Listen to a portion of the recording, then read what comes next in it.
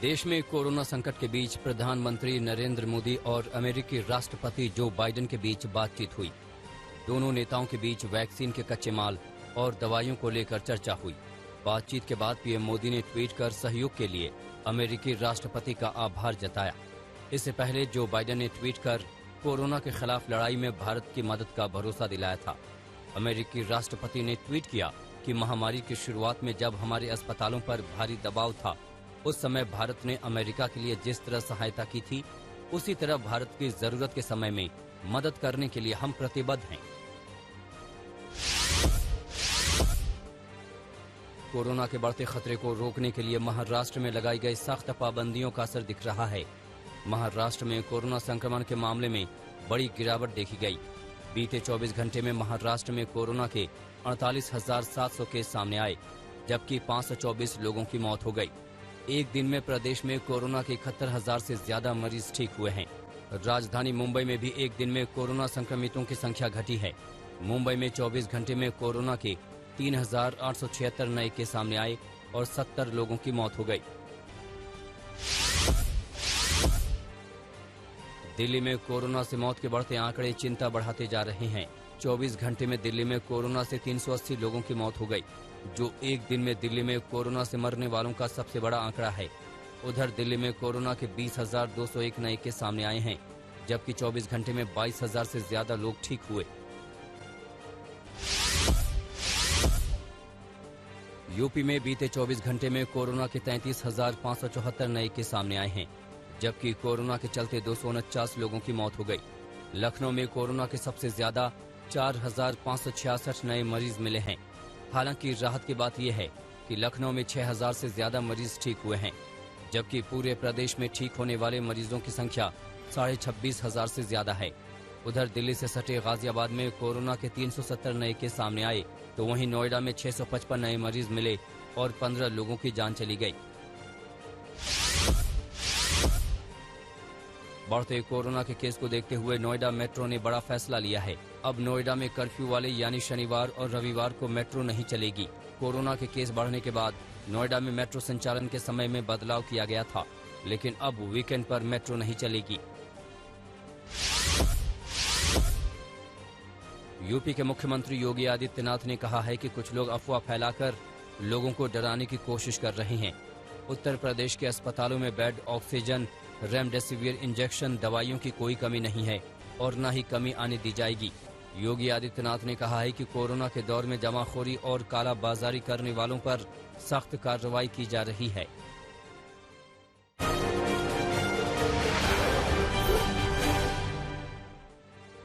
Corona के खतरे को देखते हुए केंद्रीय गृह मंत्रालय ने राज्यों के लिए नई गाइडलाइंस जारी की हैं। गाइडलाइन में कहा गया है कि किसी इलाके का पॉजिटिविटी रेट लगातार एक हफ्ते तक 10% आता है या नहीं, अस्पतालों में 60% बेड भर जाते हैं, तो वहां 14 दिन की सख्त पाबंदियां जरूरी हैं। राज्यों को जिले में छोटे छोटे कंटेनमेंट जोन बनाने की सलाह दी गई है। गृह मंत्रालय ने कहा है कि बड़े कंटेनमेंट जोन बनाने से बचना चाहिए। बिहार में बीते 24 घंटे में कोरोना के 11,801 नए केस सामने आए हैं। बिहार में अब कोरोना के एक्टिव केस बढ़कर 89,000 के पार पहुंच गए हैं। बिहार में कोरोना के बढ़ते मामलों के बीच मुख्यमंत्री नीतीश कुमार ने अधिकारियों के हर हाल में ऑक्सीजन की सप्लाई करने का निर्देश दिया है।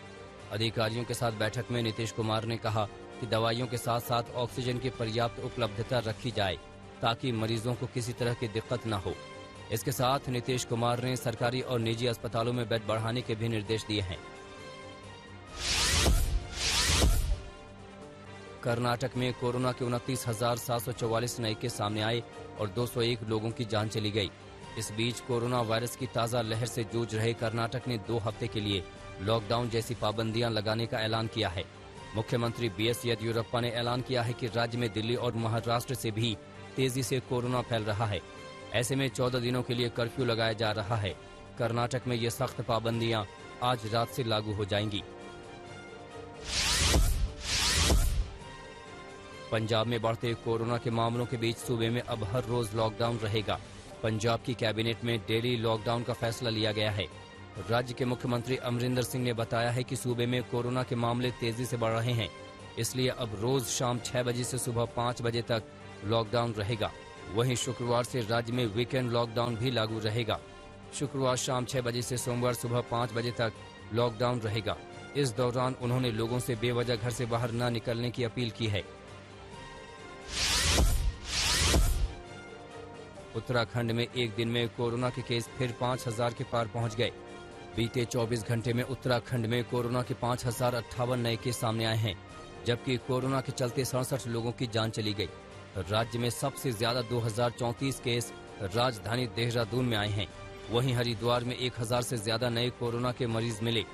कोरोना के बढ़ते मामलों को देखते हुए प्रदेश सरकार ने राज्य के कुछ शहरों में कर्फ्यू लगाया है।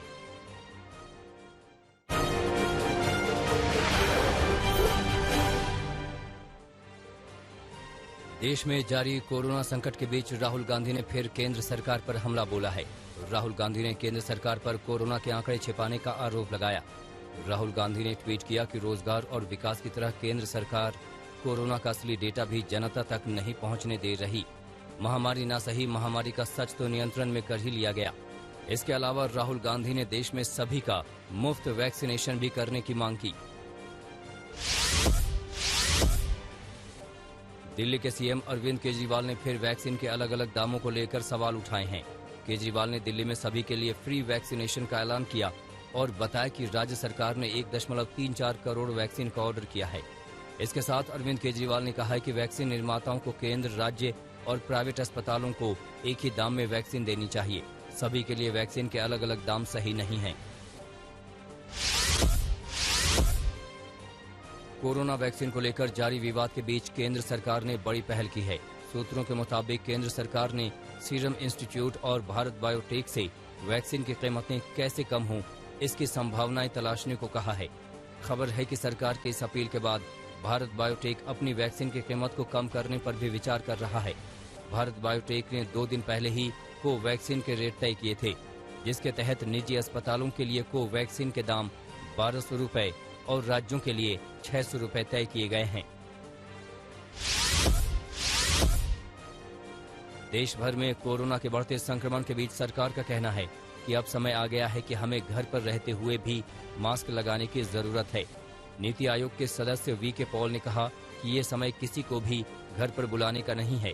अब ऐसा समय है जब हमें घर के अंदर परिवार के साथ रहते हुए भी मास्क पहनना चाहिए।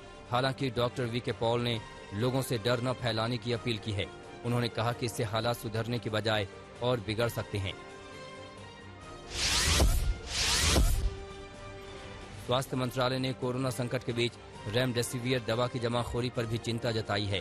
स्वास्थ्य मंत्रालय की ओर से कहा गया है कि रेमडेसिवियर को संजीवनी की तरह मान लेना सही नहीं है। रेमडेसिवियर को जमा करने का रवैया और लोगों में डर पैदा